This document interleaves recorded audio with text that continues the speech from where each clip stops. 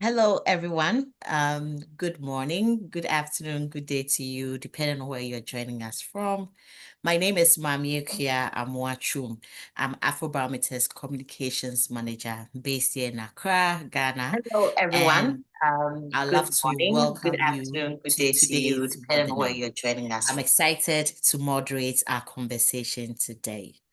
Now, to start off, I genuinely want to let you know that we are so happy to have you join us for the official launch of the massive online open course.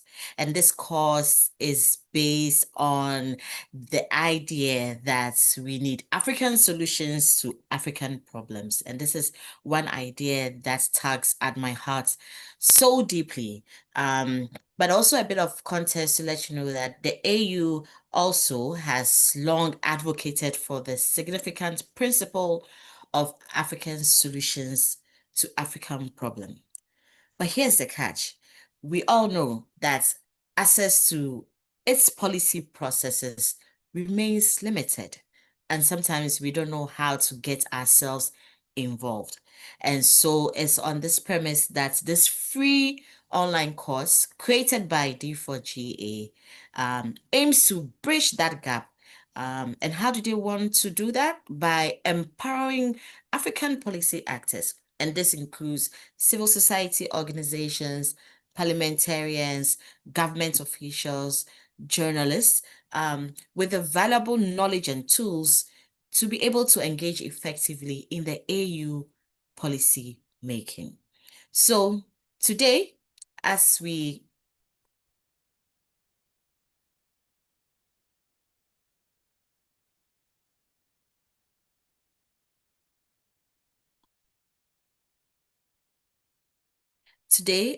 launch the course, we will explore the structure of it. We'll look at its content, its objectives, and the transformative impact it can have on fostering meaningful participation in governance across the continent. And to help us do that, we have an exciting lineup of speakers and discussions prepared just for you. So please stay put. You're going to enjoy this session. And without wasting time, let's go straight into it. So I'd like for us to start off by introducing the panel. First off, I am pleased to introduce Peter Kachesingwe. He's a monitoring and evaluation officer at Africa Peer Review Mechanism Continental Secretariat. Thank you, Peter. Then we also have Andrew Songa. Andrew is a regional advisor for the African Union engagement. We also have Impule. Impule is the African Youth Ambassador for Peace based at the African Union. We also have Paul Abrampa. He's a project coordinator for West Africa for Data for Governance Alliance. Then we have Linda Owo. She is the East Africa Programs Manager at Laws Africa. We also have Stanley Everest Alphonse. He's the Deputy Presiding Officer for East Africa for AU ECOSOC. And last but not the least, we have Nyasha Impani, who is also the Project Coordinator for Southern Africa Data for Governance Alliance. So before I call on our first speaker, I'd just like to quickly lay some house rules for us all. And to begin with, please note that the session is being recorded and streamed live on Afrobarometer's YouTube. I'd like to encourage you to take the link and share widely. We have actually put the link in the chat session, so please look out for it and share widely with your colleagues and your friends to actually join us. And for our dear participants, please know that you can use the Q&A feature to type in your questions. So as we go through the webinar, if you have any burning questions, please drop your questions there and I will try to read all of them during the Q&A session. We're also driving this conversation on social media, and the hashtag we're using is African Voices for African Policy. And I encourage you to tweet about this webinar and to write something about it. If you're looking for handles to tag on Twitter, on X, formerly Twitter, is at Data for Gov Africa, Africa Lee, CDD Ghana, at IJR, and at Afrobarometer. But don't worry, we will put all these account handles in the chat session so that you know the right accounts to tag. And that brings us to the end of our house rules, and I'm excited for us to go straight into our conversation for today. So to begin with, I'd love to call on Paul Mensah, who is the project coordinator for West Africa for Data for Governance Alliance, to give us his opening remarks. So Paul, if you're ready, we'll love to hear from you.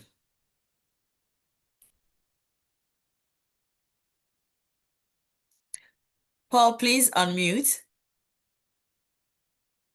Yes, as I said, I was just saying, I thought you were going to give me my time because, as you know, I can talk and talk and talk. But that said, Mami, thank you so much for the background to this launch. I say it's a very important program course that we have added to the plates of the consortium made up of Laws Africa, the Institute for Justice and Reconciliation, the Institute for Development Studies of University of Nairobi, CDD Ghana, and coordinated by the Afrobarometer.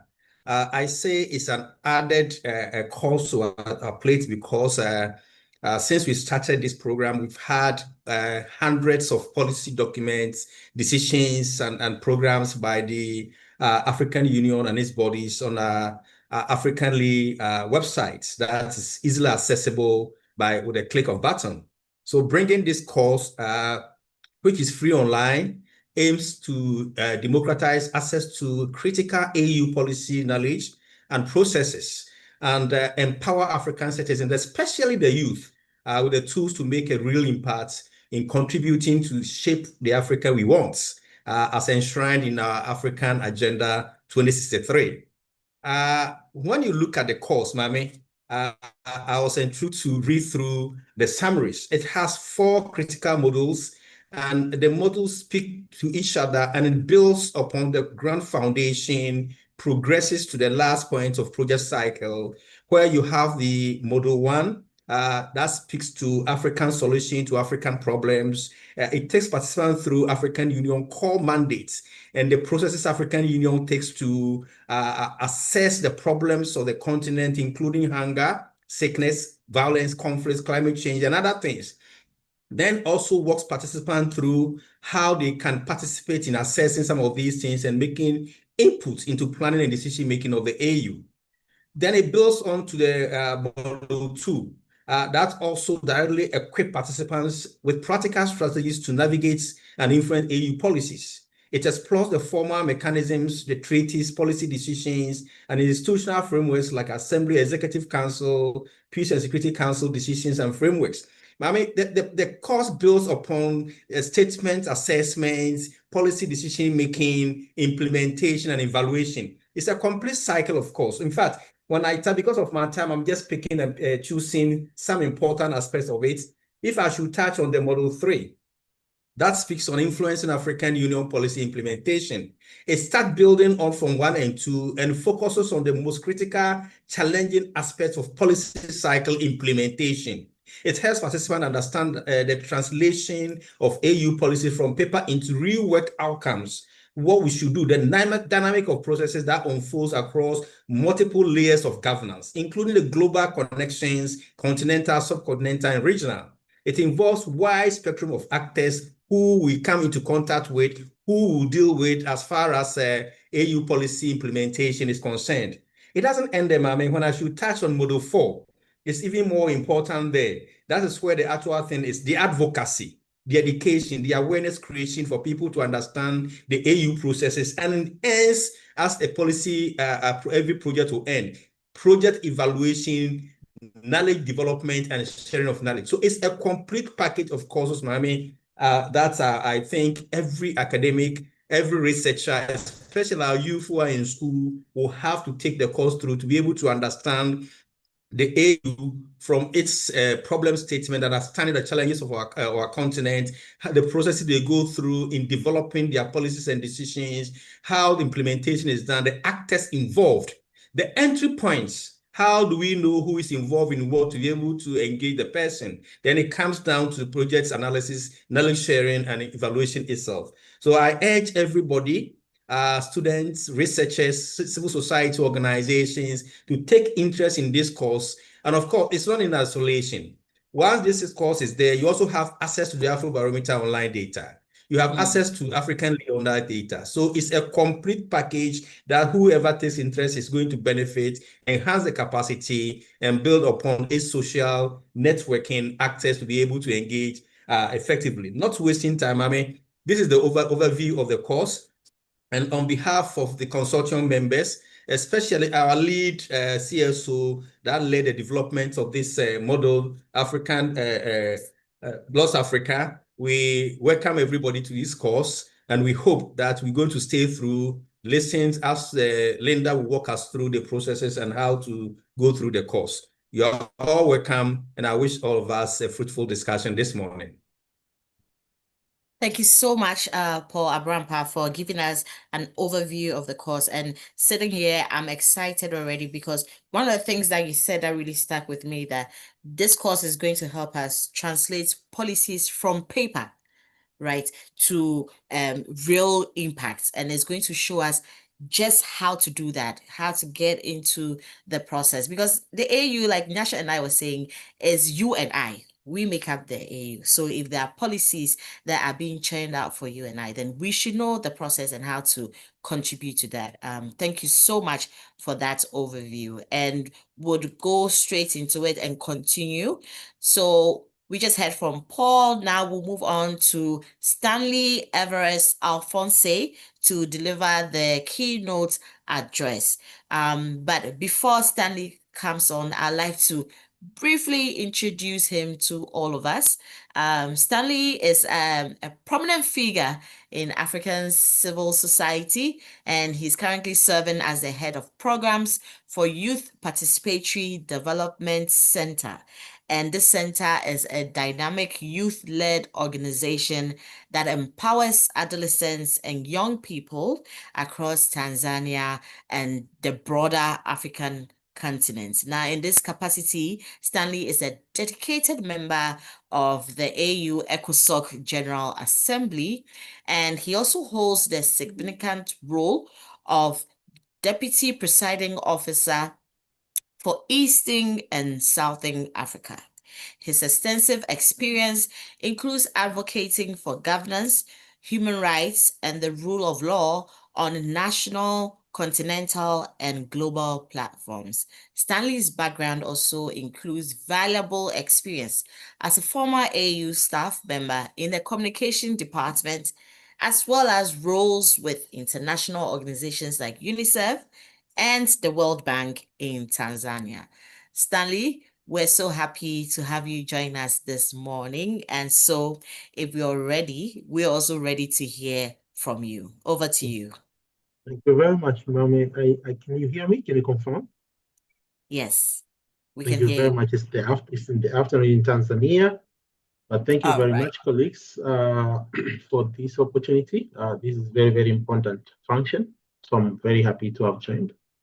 So I'll take a few minutes to deliver my speech, of course, on behalf of the AU ECOSOC. Excellencies, distinguished guests, partners, and friends from Data for Governance Alliance, esteemed colleagues, ladies and gentlemen, it is with immense pleasure and deep sense of purpose that I speak before you today, representing the African Union Economic, Social, and Cultural Council, ECOSOC. I am the Deputy Presiding Officer for ECOSOC in the Eastern African region. We are here to celebrate a truly significant milestone, which is the launch of the massive online open course we abbreviate it as MOC, yeah, on policy making in the African Union, which is spearheaded by our friends from Data for Governance Alliance. So on behalf of ECOSOC, AU ECOSOC, I extend our warmest congratulations and express our profound appreciation for this very timely and crucial initiative. This MOC is not merely a cause, it is a beacon of enlightenment, a bridge to understanding, and a powerful tool that resonates deeply with the very core of ECOSOC's mandate. Our role as the voice of African civil society within the African Union is to foster greater participation, enhance civic engagement, and ensure that the policies crafted at the continental level truly reflect the aspirations and address the challenges faced by the African people. This MOC, in every sense of it, is doing exactly what we are supposed to be doing. The previous speaker has spoken about the causes that are going to be delivered. I would not want to repeat them, but just to mention them and stress on their very importance. I know that there are going to be 4 modules, the one for the African solutions to the African problems. There's another one for influencing African Union policy development. There's one for influencing African Union policy implementation. And there's one very, very important one. All of them are very important, actually. African Union policy toolbox. These are precisely designed to cover the entire policy lifecycle. This structured approach to clarifying AU's policymaking process is precisely what has been missing and what is desperately needed. It empowers individuals and civil society organizations to move beyond abstract concepts and engage practically with the mechanisms that shape our content's future. And because we're speaking about data for governance, I would like to provide you with some examples, yeah?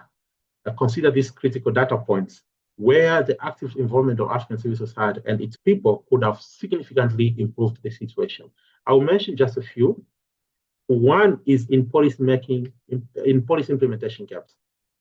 So the African Union is known for making and adopting numerous very progressive policies. Yeah, you know, for example, the Agenda 2063, a beautiful document, very, very good. And even the most recent one, the African Continental Free Trade Area.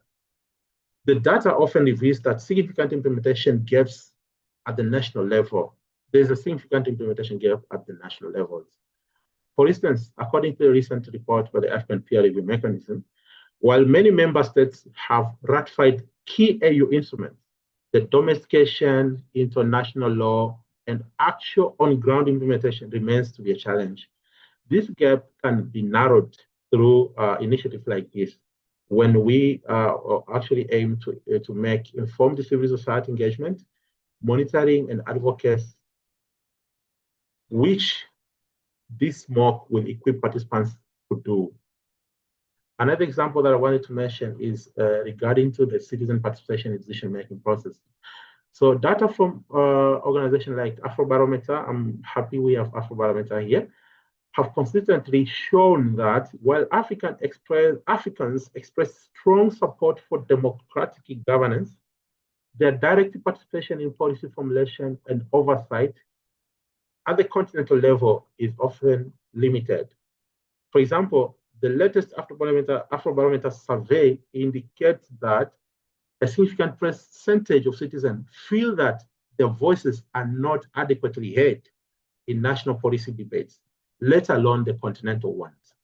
So this MOC will directly address this deficiency by providing the knowledge and tools for effective engagement, thereby improving the data on citizen participation.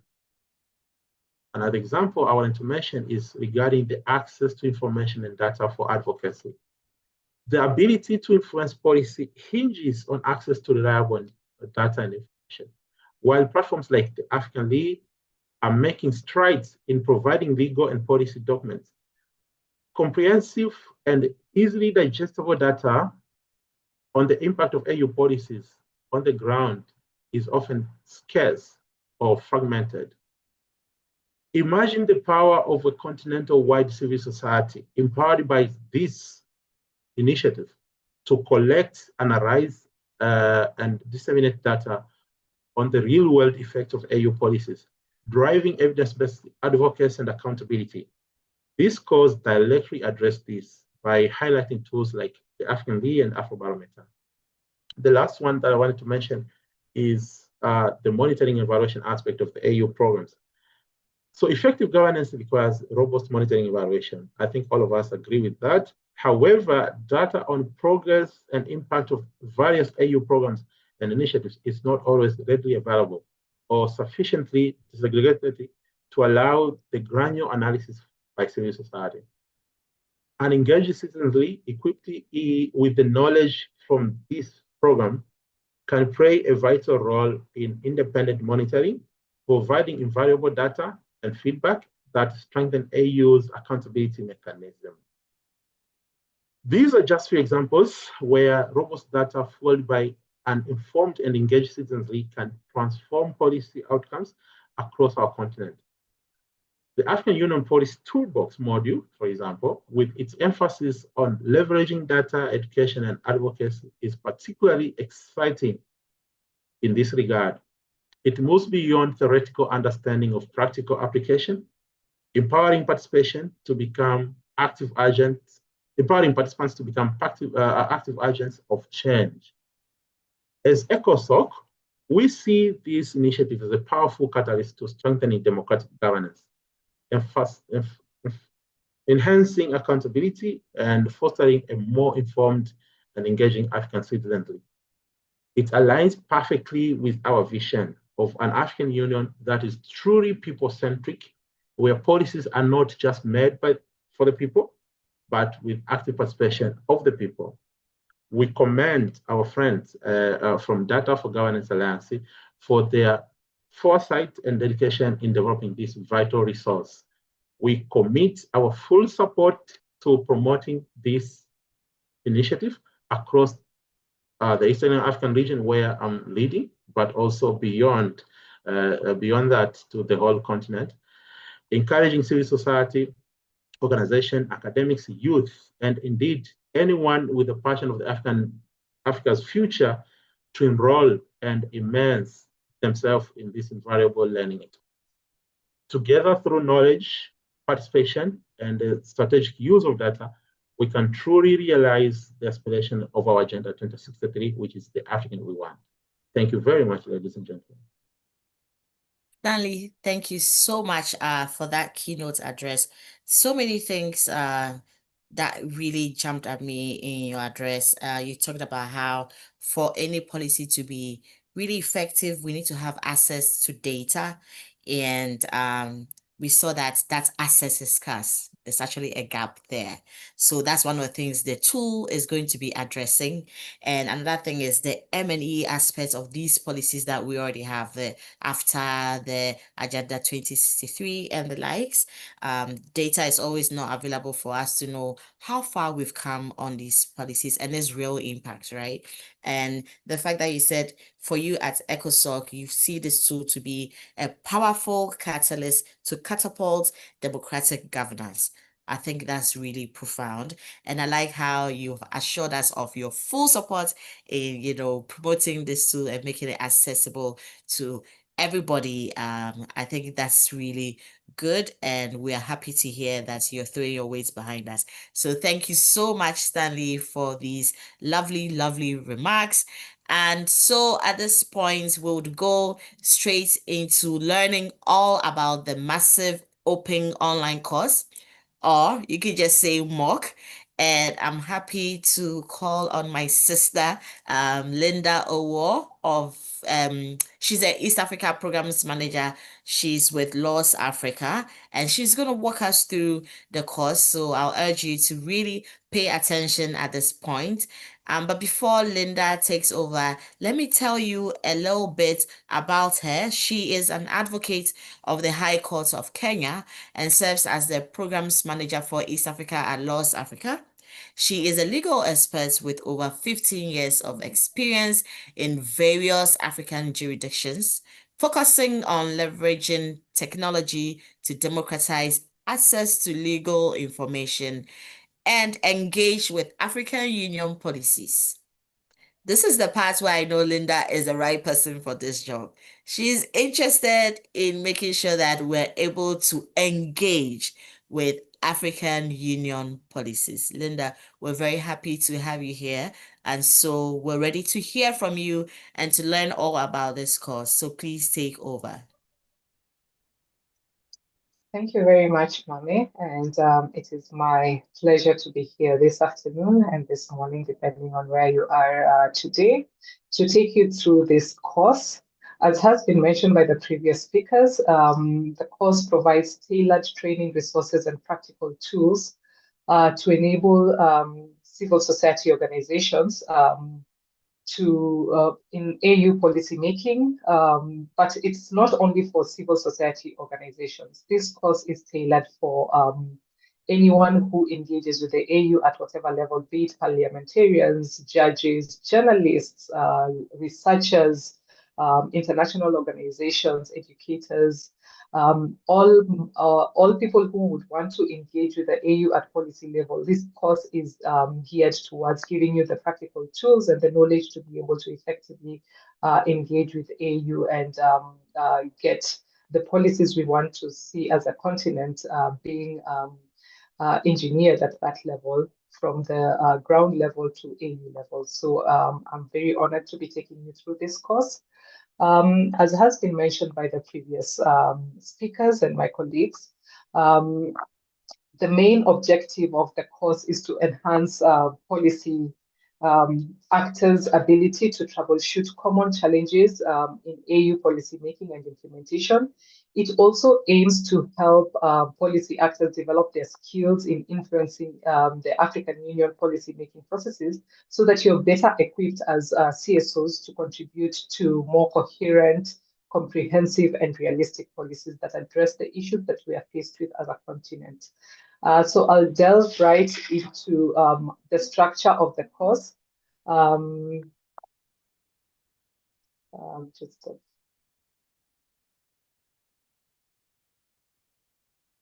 Just a moment, I would like to share my screen.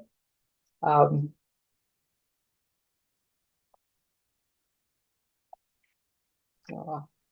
just take you through the presentation as I'll walk you through the different aspects of the course and explain how the course is structured. So we have structured the course in 4 different modules, and each module starts with an introductory video. And it's very important for you to go through the video because it gives you an overview of the entire module. And then once you go through the whole module, you will go to the second aspect of the course. This is the course notes, which has been synthesized, the reading material for the module, and it explains the key concepts that have been explained, have been taken into consideration in the module, and it gives real-world relevance to the topics that have been discussed in each module. So you will find in the course note the concepts that have been discussed, but we have been able to synthesize the course note to give you practical understanding. So it's not very, not academic theory alone. We use infographics to classify and to help you understand and clarify complex ideas that are used in the AU. So this helps you to have a very good understanding of what you're dealing with when you're dealing with the AU. The graphical representation is broken down into simple concepts so that any person dealing with this module, whether you're an upcoming, a new CSO that has not dealt with the AU before, you're able to understand the concepts that are relevant to you so that you will be able to effectively engage. Thirdly, there's a quiz. This quiz is supposed to test your understanding on the key issues and the ideas presented in the module. It's not a very long quiz, so do not be scared of undertaking the quiz. It's just, it contains 5 questions, which you will be required to go through. And once you have read the course content and the readings for each module, you'll be required to undertake that quiz. It's very important for you to take the quiz because it's what will determine the certification at the end of the course once you're done with the 4 modules. So once you undertake the quiz, you have the 4th part of the module, which is the recommended reading. So each module offers 2 to 3 additional readings to deepen your understanding.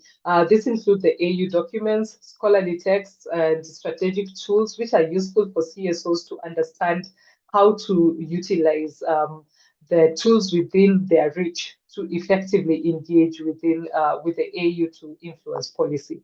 So please go through the reading material that has been posted in each module. You'll be able to get that on the side panel and go through each module. It's very easy to go through.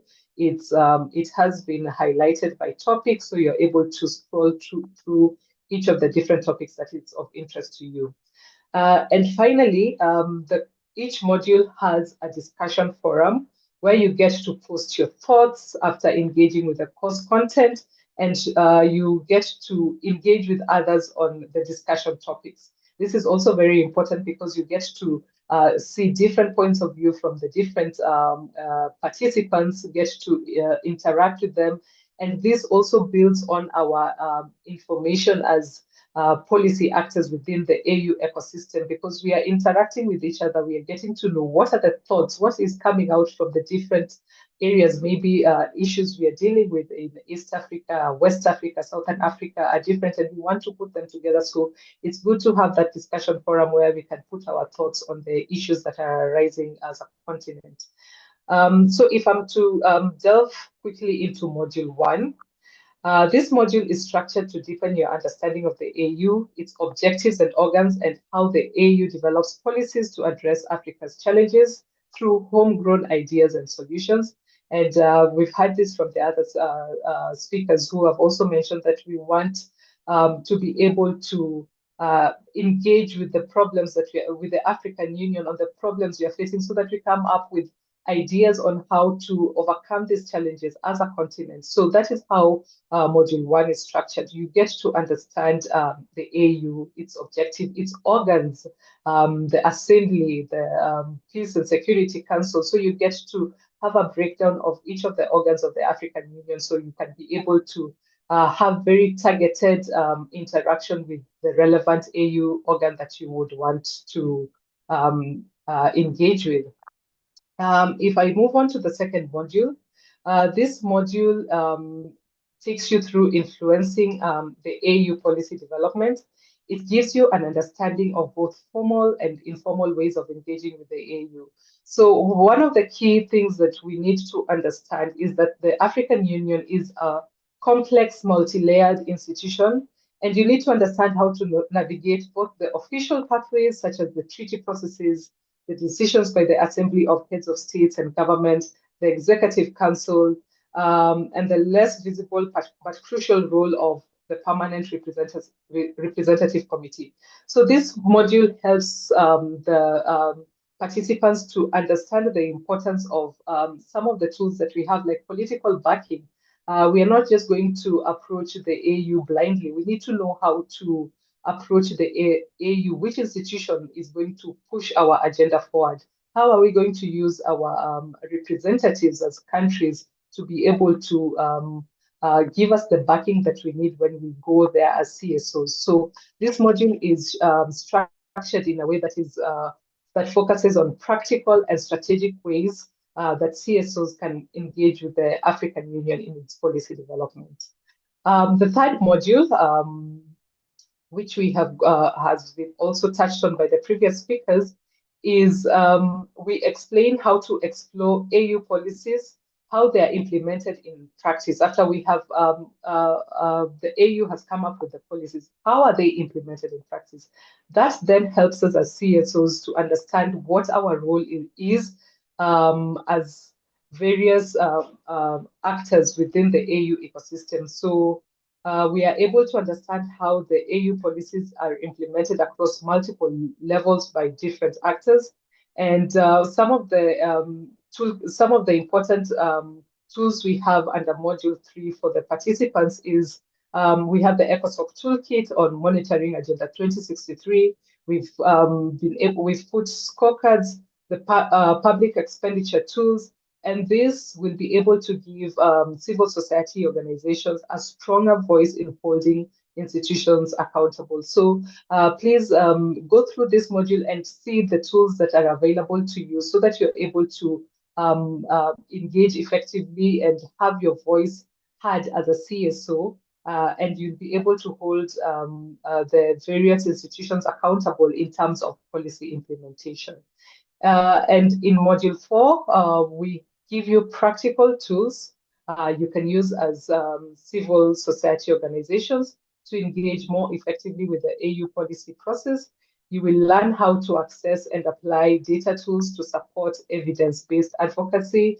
We have education tools, and these are supposed to help you to use the data and the materials and the advocacy tools to transform your ideas into impactful action so that you're not just blindly going to engage with these institutions, but you're backed by tools that are going to help you make informed policy choices. And then once you have completed the 4 modules, we will require you to fill in the survey form, which is very useful because this is the first phase of the MOOC, the course, but we intend to come up with a second phase where we will have guided, we'll delve deep into specific modules. If you want us to look into specific issues, whether it's peace and security, education, climate change, we will structure the modules based on the specific issues that you're faced with as CSOs. So we would ask you to go through the survey, be very frank and let us know how to improve the second phase, because at this first phase is at introductory level where everyone gets to understand how to engage with the AU and how to influence the policy process. So we would request you to go through the survey, complete the survey and give us your feedback on the course. And then we will be able to now, based on subsequent funding for the phase 2 of the project, come up with more specific modules that will address the issues. Once you have completed the course, as I've mentioned, you're required to go through the quiz. Each module has a quiz that you have to undertake. The quiz has 5 questions.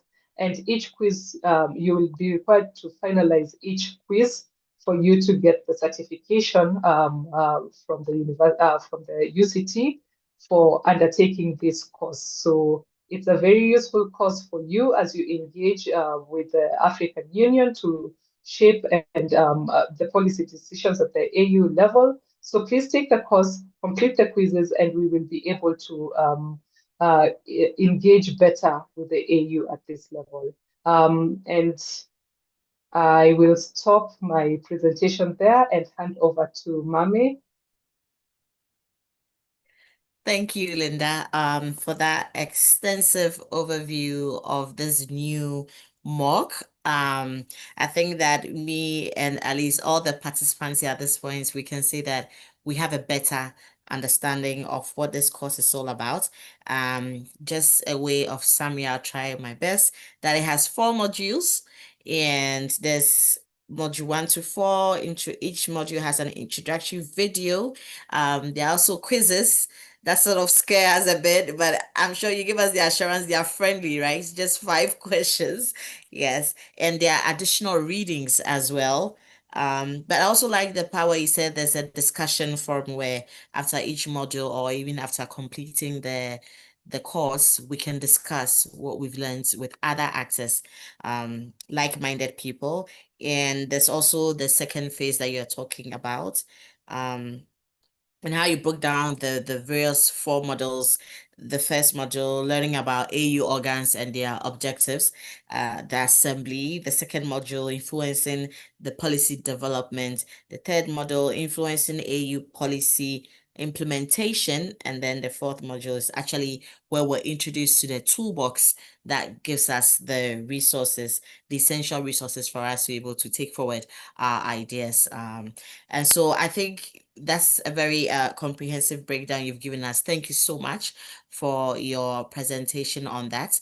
And please, participants, if you have any questions based on what Linda has just shared with us, or so far what any of our speakers have mentioned, please put them in the chat box and we'll get to it very, very soon. So now we have some lovely speakers as well who are going to reflect on how this open course is going to transform their work, right? So I'll call on them to share their perspective with us. And I'd like to start with Peter. But before Peter comes on, let me introduce him and tell you a bit about him. Peter holds an advanced Master of Science in Development Monitoring and Evaluation from the University of Antwerp, along with a Master of Arts in Political Science, specializing in Public Administration and Management, and also a Bachelor of Arts with first-class honors in the same field. He has over 11 years of experience. He spent 5 years at the African Peer Review Mechanism in South Africa, serving as a monitoring and evaluation officer in the National Governance Reporting under the M&E directorates. In this role, he's trained members on the Continental MENR framework. He's contributed to developing the monitoring framework for Agenda 2063, very important, and he successfully mobilized resources from various partners, particularly the African Union Trade Partners Group, to enhance collaboration between the APRM and AFTA in monitoring the AFTA agreement. So that's a bit about Peter. Peter, you're welcome. You've heard so much about the massive open online course developed by D4GA. And at this point, we'd like to hear from you. What do you think about the course, and how do you think it will transform the way you work in this monitoring and evaluation space? So over to you, Peter. Thank you so much, Mame, our distinguished moderator, but also all the presenters who have spoken before me, but also a good congratulations. I can see over 81 participants are logged in and hearing to us. It's really a pleasure being here. In the context of APRM, I'll first give a brief context of the APRM, and then I'll sum it on how the course really is imperative. The APRM, dear participants, is also an African Union specialized agency that is African-owned, and it undertakes self-assessments. So what we do at APRM, we do what we call self-assessment, where we review countries currently in 5 thematic areas, that is democracy and political governance, economic governance and management, corporate governance, socio-economic development, and state resilience to shocks and disasters. So after you have those 5 dimensions, then we go into now assessing what is now Data for Governance Alliance is organizing. What we are normally interested in as APRM, we are interested in what they call the standards and codes. And one of the speakers, for instance, has highlighted about the CFTA policy, but also there are a number of policies that our member states have signed, have ratified, etc. So what we do as APRM, we try to look at how have these countries, for instance, whether they have signed, first of all, has this country signed this policy on CFTA, Africa Continental Free Trade? Has this country, after signing, has it fully ratified? we don't only stop there, and it has already been mentioned. Then we also ask ourselves the level of domestication. So under domestication, that's where you ask yourself to what extent has now this policy been included or captured in the national laws or the legal processes at the country level. Now you can see all these three stages: one, the stage of signing, ratification, and the most important one, the domestication. It is really important that you start as we as participants on this course, we really first of all need to understand the policy. Because if this policy happens and we are not part of it or we are not aware of it, then we are not going to do the monitoring and evaluation, or we are not going to push or to advocate for it being implemented. So the starting point here that we are really so proud of as APRM about this course, that it is already providing the tools to the participants on how best they can follow. Because we jubilate the policy once it is already there, but there is so much that happens before even this policy is finally launched at or signed at the AU Commission. So the question is, to what extent are we involved as participants? And indeed, this is a plus that Data for Governance is already doing. So I find, as I conclude, because I'm given limited time, I also feel that, and I'm really so happy about this course, because not only is it equipping us with the skills and knowledge to effectively advocate for policy change, but it is also, when you look at the various modules that it is covering, it is also trying to give us the key tools that we can use to monitor later on policy implementation.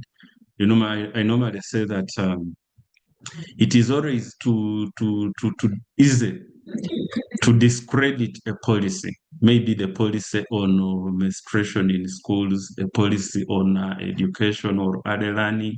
It is always easy to say, for instance, it's always easy to say, I'm going to evaluate this policy, whether it has achieved the intended results.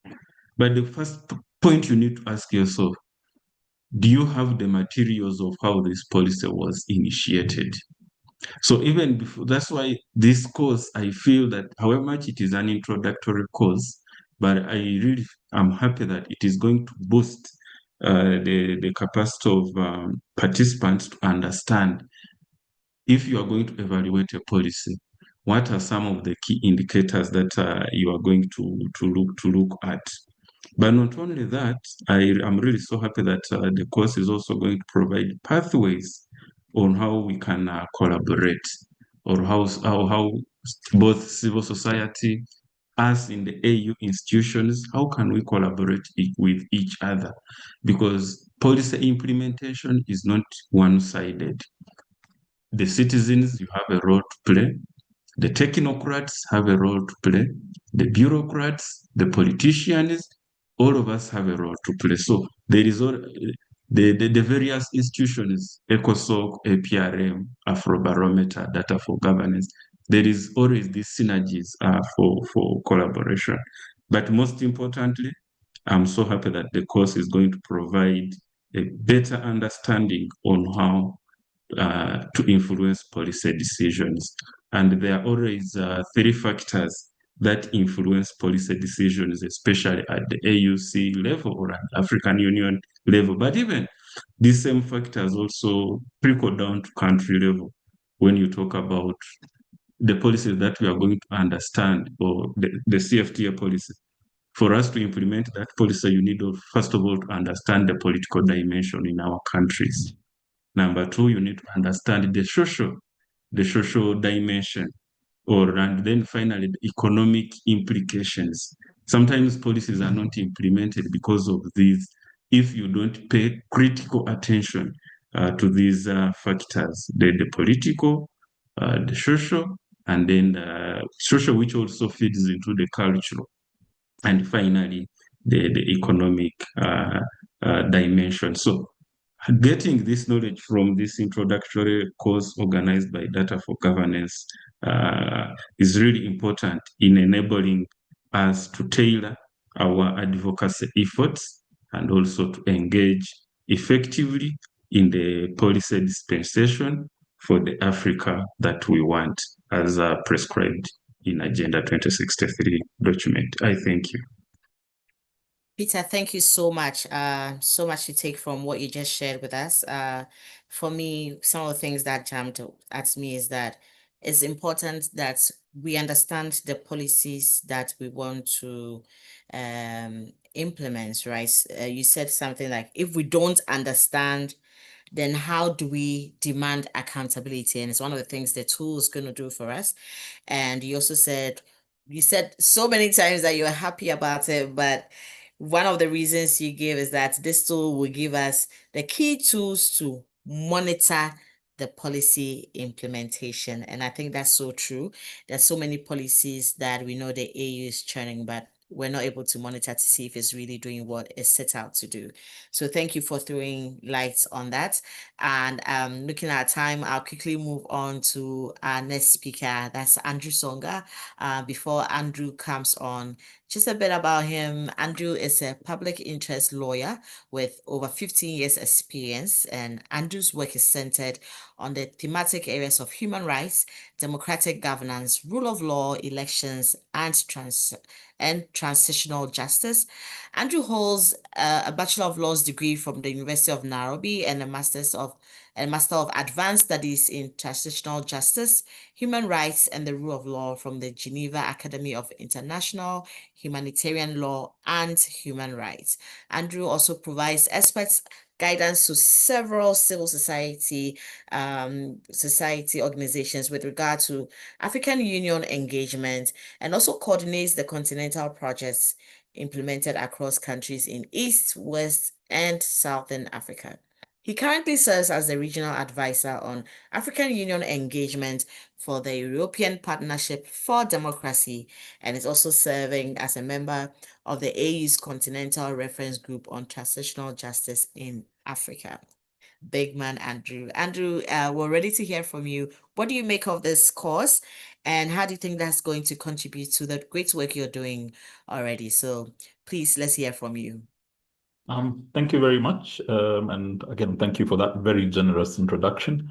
I guess the best place to start from is within the vantage point of doing the work I do for the European Partnership for Democracy. And I would, of course, have to congratulate you for joining the ecosystem of creating learning platforms that, advance the notion of public participation within, the African governance public discourse. And I do think this is the fundamental starting point, because if we have a vision for a continent that is people-driven, then we need policy-making processes that advance a form of public participation that is informed, strategic, and also impactful. And so the only way you get to that informed, strategic, and impactful public participation in policy making is to ensure that the public themselves are in fact well equipped with the information and the tools that they would need to be able to take their lived experiences and import them into what policymakers are doing, so that in fact the policies become responsive. And that is something we have also tried to do at the European Partnership for Democracy through some of the projects we've been privileged to be involved in.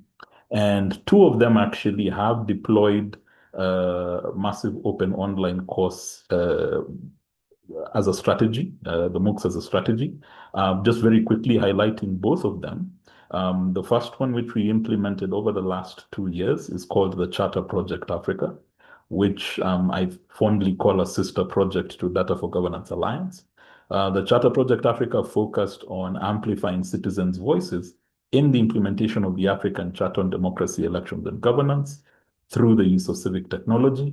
And in that, we developed a MOOC that actually focused on unpacking the ACDEC and emphasizing how that important normative instrument can apply to the day-to-day advocacy for better governance at our own local levels. Then we are currently also implementing a second project that's focused on citizens and election integrity that is called the Action for Holistic Electoral Approach to Democracy, AHEAD Africa. And in this project, again, we have deployed a MOOC that is focused on unpacking elections and electoral cycles so that citizens are empowered with the knowledge that they would need to make sure that the elections within their respective contexts do in fact meet the integrity threshold of being free, fair, and credible.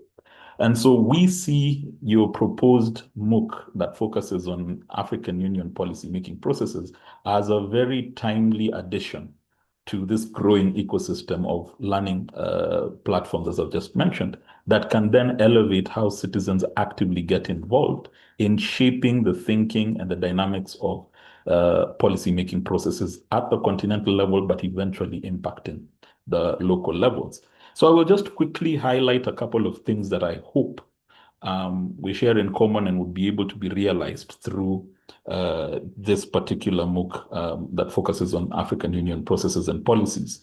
I do hope, as has been suggested by some of the prior speakers, we will be able to sufficiently demystify the African Union, because I do think there's a big disconnect between what the African Union does and what the people know about what the African Union is doing. So we do need to be able to have a process through which we get citizens to understand the policies and norms that already exist. We also need them to understand who is responsible and what mandates they hold with regards to the different governance issues that the African Union handles. And then also importantly, what spaces for engagement exist and how they've been used previously by ordinary citizens and by civil society as well. But then secondly, I also hope, because we will be cultivating a number of interested citizens from around the continent engaging with this course, we will be able to build a continental solidarity network and also a community of practice that focuses on democratic governance on the continent. And I think because I had heard Linda talk about dialogue spaces within the platform, this becomes very, very helpful, because what I would hope would happen is a facilitation of exchanges based on contemporary experiences as they unfold within different parts of the continent, but then also a dynamic exchange of ideas on advocacy tactics that are being used by each of us to respond to some of the different challenges we are grappling with around the continent.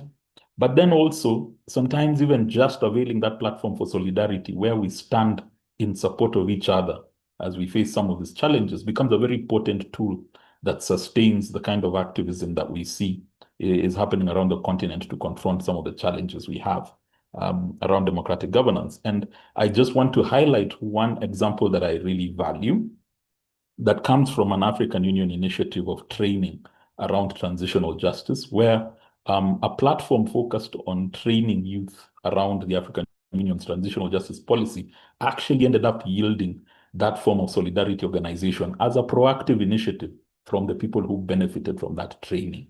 And that organization is called the Youth Organization for Research and Justice Advocacy, YORJA.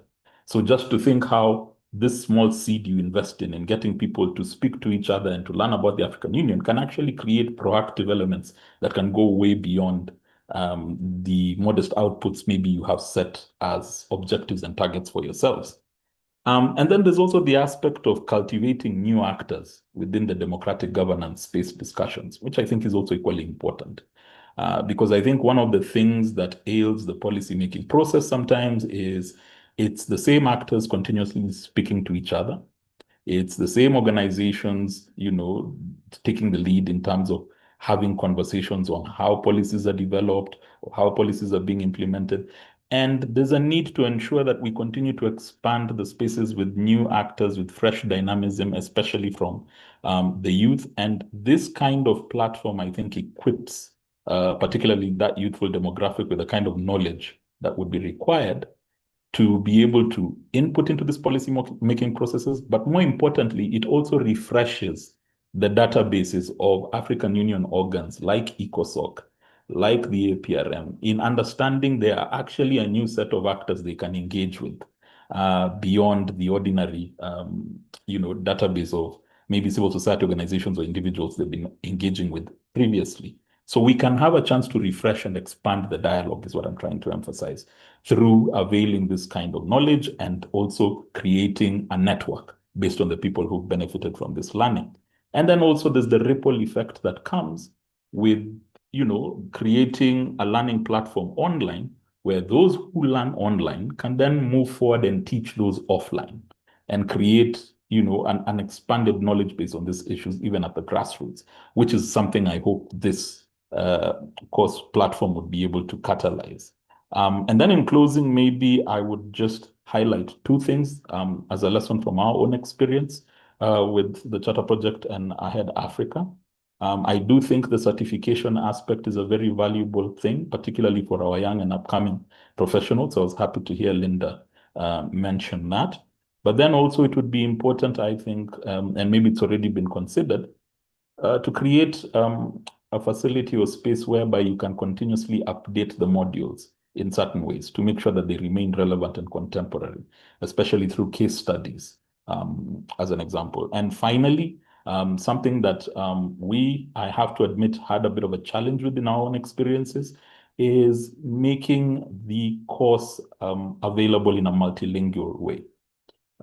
I know it's not the easiest endeavor, but it is rewarding if you're able to do that, because as you know, we have a diversity of official languages and how we transact on the continent. So being able to make this material available in those different accessible languages would be very useful, and I think would elevate the objective of expanding the kind of actors and stakeholders we bring into the dialogue table for democratic governance. So again, it's to congratulate you all and to wish you well, and to say we stand in support with you, and we do look forward to integrating our own initiatives with yours, so that the expanded ecosystem means an expanded set of tools that can be of benefit to all those who are interested in contributing to the democratic governance discourse on the continent. Thank you. Thank you, Andrew, so much for those kind words. Just if I try to summarize a lot that you said, that you believe this MOOC will make the AU people centered, because you believe that the people need to be well equipped with information and tools so that they can translate their lived experiences into the policies. And that way the policies become responsive, the policies become impactful. There are quite a number of things you listed that you hope the MOOC will achieve. One is to demystify the AU, to get citizens to understand what exists and the spaces that exist for them to engage, and also to create a form of continental solidarity network. I think that's very important, and to cultivate new actors, especially the youth. And I remember Paul Abrampa also mentioned the youth in his opening remarks. So I think we're all, very centered and aligned with regards to the expectation for this course, and really appreciate your support that you've openly given us. We look forward to that. Thank you so much, Andrew. I'll quickly move on. So we call on our final speaker to react to this new course, and it's in the person of Mpule. We're missing her earlier, but Mpule, we're so glad you joined us. But just before she comes on, I'd like to quickly introduce her. She's the African Union Youth Ambassador for Peace for the Southern Africa region. She's also the founder and executive director of Women-Led African Trust, a youth and women-led NGO that promotes leadership and skills development. Mpule has contributed to initiatives promoting women's rights, gender equality, and mainstreaming peace and security. She continues to empower women and young people in politics through training and mentoring programs, and she's invested in advocating for the mainstreaming of youth into national and regional peace infrastructure. Mpule, we're happy to have you join us today. Just like you've heard from the other speakers, we're trying to give our perspective on a new course that we're launching today. So if you're ready for us, we'd love to hear from you as well. Thank you very much. Thank you for the introduction. And also thank you so much for inviting me to be part of this discourse. Let me start by greeting everybody on the call, Madam Moderator, the panelists, and our attendees for attending this, quite insightful webinar to come and learn about this online course that the Data for Governance Alliance will be embarking on.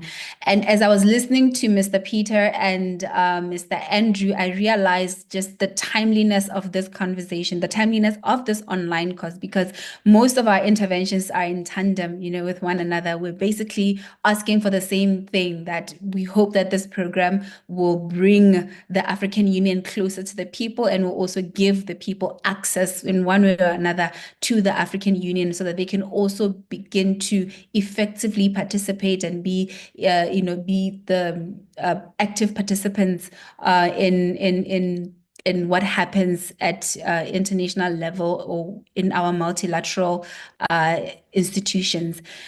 My role as a youth ambassador is to be a go-between our institutions and the African youth, particularly those that are in my region, but it doesn't discriminate whatever youth I'm able to reach out to, I converse with.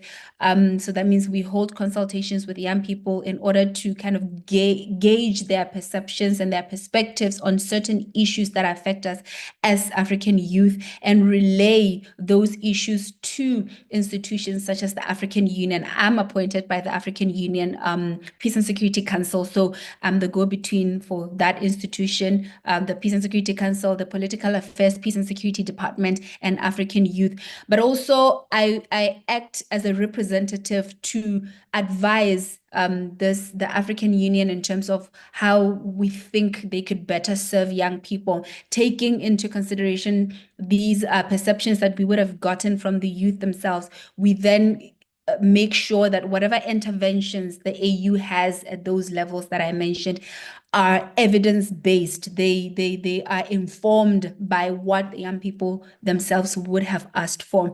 And some of the consultations that I've had with young people, it has come out clearly that there is, like the two previous speakers talked about, there is a need when it comes to skills, when it comes to capacity.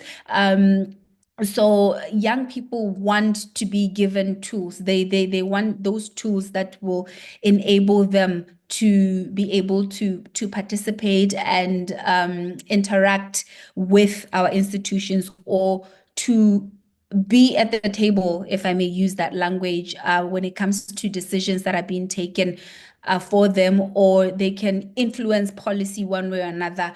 So the gap there becomes the skills. And I think this course will be the perfect fit for that, because then it will give those young people the necessary tools that they've been asking for in order for them to be able to effectively participate. And I know in my space as well, being a youth representative, there are so many young people that are looking to hold similar roles, either be a youth ambassador, youth champion within the African Union. And I think having an understanding of how the AU works, especially looking at the first module on African solutions to African problems, then it will give them an advantage when applying for such roles, so that they may be able to showcase that they understand how the African Union functions. And lastly, for the modules around influencing policy development and policy implementation, young people are often making so many demands to our institutions, especially the African Union. You'll see it when anything happens in the region. There will be calls from youth to say, what is the African Union doing? What are they saying? Why are they not intervening? And because they don't often see the results that they expect, it leads to a certain level of disenchantment, them thinking that the African Union is not doing anything. And I think with these two modules, especially the one around policy development and then implementation, would give them a good idea in terms of exactly what the steps are, what the processes are. It's not as easy as we see it. And maybe for them, they would have it will allow them to not only understand, but to also recalibrate the way they have been making demands, to know where the pressure points are, to know where to go, who to address, and when. Not just, you don't just go on social media and blast the AU and say, what are you doing? But maybe there's somebody you can talk to at government level, at civil society level. There's a point to start. So I think this program would allow us to have a deeper understanding, demystify the AU, like previously said.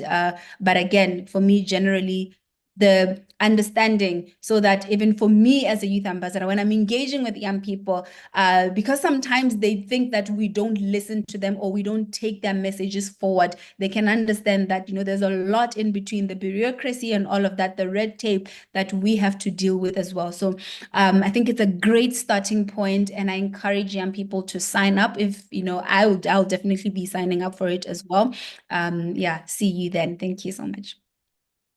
Thank you, Mpule, and I'll definitely be also signing up. Our Afrobarometer data shows that when it comes to political participation and civic engagement, the youth is always lagging, right? They're just not interested. But what I'm hearing from you is that there's actually a gap, and what the youth actually want is to be given the tools and the resources for them to be able to participate or, interact in these spaces where they can also contribute to these decisions and influence the policies that come back to affect them. So I think we're very much aligned from what the data is saying and from what you've identified as somebody who's been working with the youth. There's this gap, and that's what the MOOC seeks to address, and that's what makes it really, really exciting. Thank you so much for sharing your insights with us, and we'll move on straight. We've heard a lot from our speakers, from the opening remarks, keynote, to learning about the course, and down to learning hearing from people and their respective perspective on the course. We want to come back to you, the participants. If you have any question to ask concerning what we've discussed today, this is the time to drop them in the chat box. So if you have any questions, please let us know. Our speakers are ready to address them. Do we have any at all?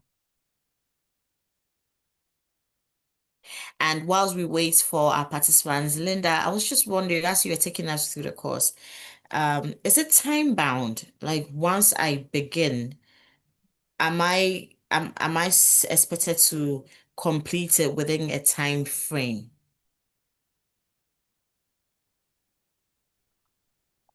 Thank you, Mame, for that question. It's very, very important question. So as you go through the course, you'll realize that the course content, it's not time bound, but you will be required to, once you start the quiz, you will be required to finalize the quiz within a certain period of time. But the course itself in its entirety can be carried out within as long as you start the course. But it's advisable to go through all the entire 4 modules. You're required, once you go through each module, you will realize that you're supposed to submit certain, carry out the quiz within a certain period of time after you do the first module, as you continue through the different modules. So it's advisable for you to do it all at once. As I've said, the quizzes should not scare you. They are not difficult quizzes. It's just to quiz you on your knowledge of what you have learned in the previous sections of the module, so that you're able to ingrain that information and make use of it, and then put it in the discussion forum. So as much as it is not timed, but you're required to carry it out as soon as possible through the entire 4 modules, so that you can also get the certificate as well.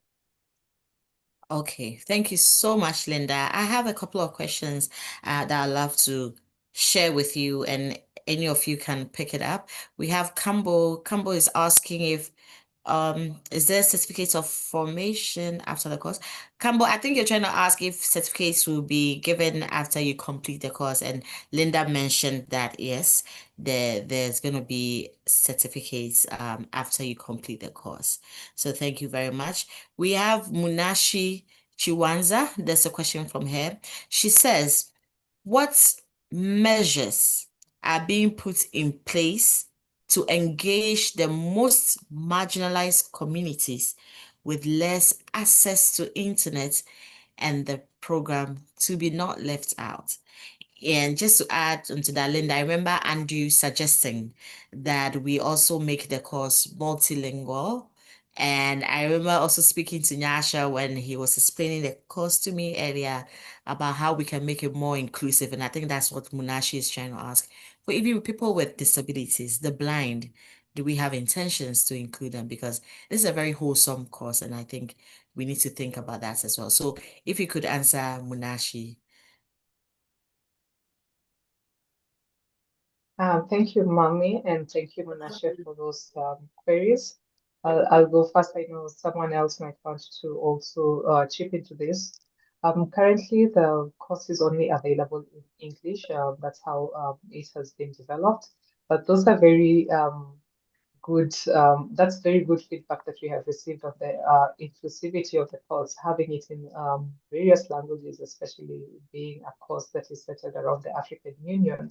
That's something we need to look at and see how we are going to structure either this particular module and or the coming phases, the phases, different other phases based on funding, if available, on how we are going to make it more inclusive in terms of having it in a multilingual version of the course, and also inclusivity for persons with disability.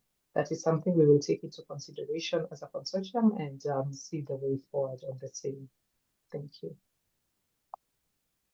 Great. I also have one from someone who didn't leave their name anonymous. It says, thank you for all the information you've shared. As a private individual who is not a member of a CSO or academia, am I welcome to take the course? And secondly, is the course free? That I can answer, yes, the course is free. Thirdly, could we encourage university students to enroll for the course? A big yes, we do. But hold on, panelists, I have more questions. This is from Buya. Said hello from Sierra Leone. This is Buya. Thank you for this. I have signed up already. Thank you, Buya, for signing up. Please help me. We intend to make available. Do you intend to make available follow-up sessions for participants? Again, is it possible to have mentors for participants after completion of the course, especially those intending to pursue professional journey on African policy landscape? So that's from Bria as well, and I hope our panelists have noted it. Somebody wanted to know if we have plans to translate the course into French. Yes, we do.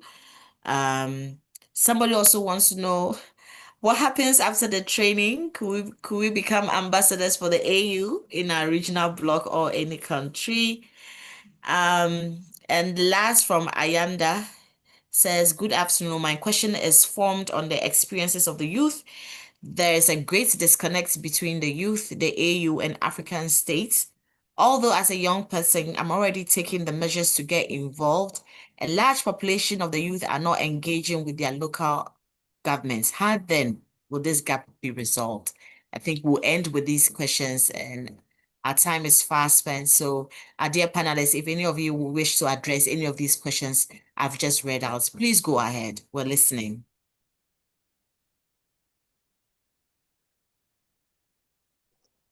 Thank you, Mami. I think I can go with some of the questions. There was a question with regard to whether students or just an individual, not necessarily as a civil society organization, can undertake the course. And yes, the course is available to anyone who is interested in engaging with the AU policy formulation process. So you're welcome to undertake the course just to gain more knowledge on how to engage with the AU organs. And it's for all of us as Africans, we should know how this the AU policy formulation process affects us, and we are able to generate more input and give our voice to the policy discussion and the discourses taking place at various levels. So it's available to each and everyone. I think the issue about translation has been covered. That's something we might consider in the future, but at the moment, the course is only available in English. And there was a question on whether someone becomes an AU ambassador after taking the course. No, that the course is just aimed at equipping you with the knowledge and the tools and the skills, knowledge, and tools that will help you to effectively engage with the African Union, whether as a CSO, as an individual, as a government employee, or at whatever level you're dealing with. So I think those are the my interventions to the questions that have been raised. Thank you, Linda. Paul, I think you want to contribute? Yes. Mami, thank you very much. There was a question of, vast majority of people at the local level not being able to engage with their local government and even their state parties. And how will this course help them to be able to engage them effectively? I think going through the models, you realize that it capacitates one to understand policy-making systems, gives you the tools of engagement, and also helps you to be able to analyze your own environment, to be able to see how well it will engage. Engagement and advocacy will be meaningless if there's no capacity, there's no data, and there's no information. And this is what these models and other platforms attached to the model, including African Lead, including Afrobarometer data, helps people to do, to equip you well to be able to do meaningful engagement, not just engagement. So I believe going through the course, capacitating yourself and understanding the policy making processes and environments, and also being able to identify the right actors to deal with, it will capacitate them to now be able to engage their state governments, including their local governments well. Well said, Paul. Thank you so much. Wanja, I also understand you wish to contribute. Please unmute yourself and give us your remarks. Wanja? Yeah, so thank you. Thank you so much, Mame, for good moderation, and of course for my partners in D4GA for the good job. So I think I was so more concerned when you come up with a course again, maybe, and this is to Linda and the team, is also to think about the people, the African citizens who are also able differently, who might want to take the course, but they are not considered. Maybe something for the future and for the thought. And that question on language, because we know we have so many partners, especially in West Africa and some regions who might want to take the course.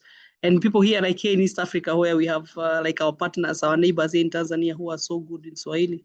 So maybe that's something that they really need to think about first and think about it. And I can promise Maria and Linda here that I'm going to be the first ambassador in my classes, where I can encourage my undergraduate and postgraduate students, first of all, to take the course and think about what they think, whether they will be closer to the African Union, because that's always the elephant in the room. And maybe also to think about when I take the course, so what's next when I'm done, Yeah, so that is maybe another question of Linda and the team must think that when I'm done with the course, how do you keep me engaged, Yeah, so I think that's something that we have to think about. Otherwise, I'm so grateful to the entire team, the D4GA team, and just to mention that I represent the D4GA team in East Africa here, where we have also vibrant team ready to encourage our member states and our citizens to understand more about the African Union by taking the course. Thank you so much, Mame. Thank you, Wanja. Before we close, there have been repeated questions to my WhatsApp, I think from our CSOs who were part of D4GA. So if Linda can go back again to let them know, it's like they didn't hear how to access the course. So if you can explain again, I have about 3-5 messages on my WhatsApp. So if you can go back again and make it clear to people how they can enroll in a course.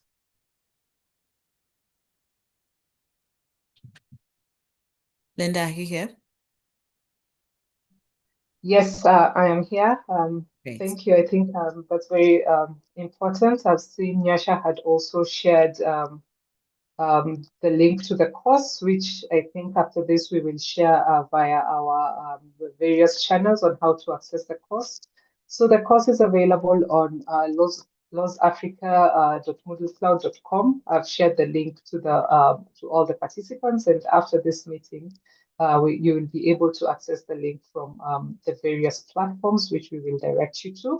Once you click on the link, you will be required to create a new account using your email. Then you will be directed to your email to continue registration and complete the registration, and you will be able to access the course. So the course will be, it's self-enrollment. You do not require anyone to enroll you to the course, but you just follow the prompts once you click on the link and enroll yourself, and you'll get all the material on the course once you click on it. Thank you so much. We're going to call on Nyasha to give us the closing remarks, but also to point out that I've seen about 1 or 2 more questions from the youth asking about how they can get involved, even beyond the course, with AU processes. So I think this is one thing that as organizers, we should take into consideration. We're having a lot of youth-focused questions, and we should take it up in our subsequent events and programs. Thank you. Nyasha, we're ready to hear from you. Thank you so much. Maybe just to say that we'll continue to share the link to register for the course on the different social media platforms so that you can easily have access to it, and you can register and start the course at your own time. But maybe just to give the closing remarks, I just want to sincerely thank each of you for being part of this special occasion. I think for us today is not just about launching a new course online. It's about starting a new journey to make governance in Africa more inclusive and more focused on its people. Definitely, we have more to do in terms of making sure that the course is more inclusive, as we are going to keep on refining it so that at least each and everyone on the continent is able to register for the course. But for us as the Data for Governance, this is one of our key achievements because our project seeks to bring together Pan-African organizations working with one clear purpose, which is to make African Union policies more effective by giving citizens and civil society organizations the right tools and information they need to engage and make a difference. And as has been said by previous speakers, our course is going to help solve some major problems that we have seen over the entire period we have been running this project. And this centers around people not having enough clear or accessible information about what the African Union is doing, not having enough data about what ordinary people are thinking and what they want, and then also just solving the problem of the gap between the AU and the communities, its policies that are meant to support these people. So the course, I think, is going to address all these head on, and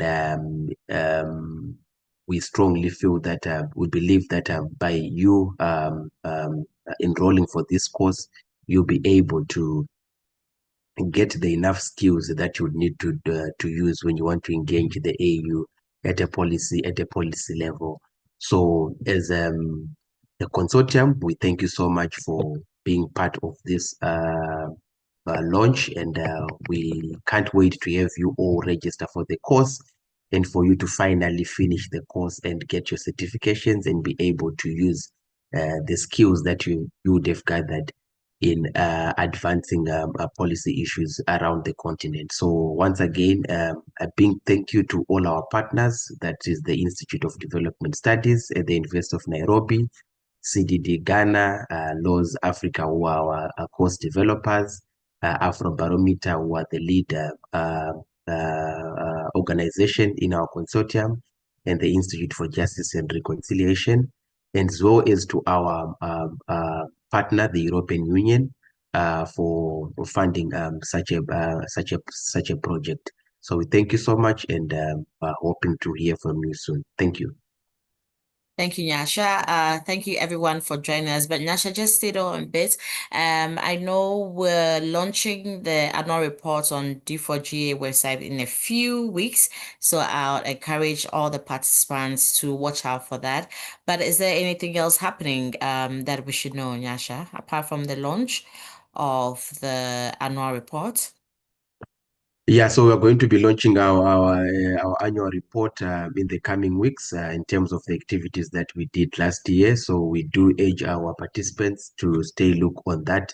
Definitely also going to be coming up with different webinars which are going to be touching on different areas of thematic areas of interest. Our lead organization, Afrobarometer, is going to be launching its flagship report sometime later this year. So obviously, as a project, we're going to try and run some different webinars that are going to touch on the different themes that the flagship report is going to touch on. But more in terms of what we're going to be doing, we'll be sharing with our constituencies as and when we're ready. Awesome. Thank you so much for that update. And on that note, I am happy to announce that and drum rolls, please. Our course is officially launched. Congratulations to the consortia of D4GA for this great initiative. We're very pleased with it. Like I said, I'm going to be one of the first participants, and I can't wait to go through the modules. I want to thank everybody who logged on and stayed with us. Just quickly, if you want to learn more about D4GA, please visit our website, dataforgovernance.africa. I encourage you to subscribe to our newsletter and also to connect with us on X. We're at data4, the figure 4, gov, and on LinkedIn, you'll find us as Data for Governance Alliance Africa. And on that note, we bring our webinar to an end. Thank you. My name is Mami Ukia, and I'm happy to have moderated this session. And I'll see you again in our next session. Bye for now. Bye-bye. Thank you. Thank you. Thank you.